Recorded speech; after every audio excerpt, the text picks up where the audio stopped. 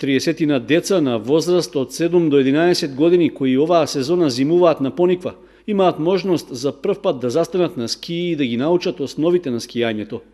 5-та година поред за нив се грижи скијачката школа на мотелот Мице, што работи токму во периодот на зимскиот распуст.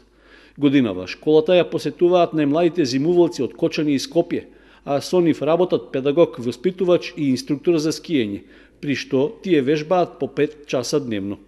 Во попладневните часови пак дополнително се организираат и игри на снег, а за децата се грижи и лекар.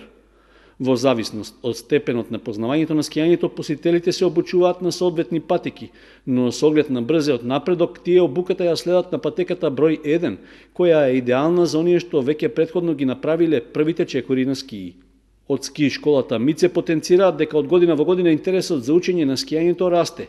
Обуките се повеќе од потребни. Пониква е претесна за сите заинтересирани за зимска планинска рекреација, поради што се потребни и повеќе инструктори за скијање.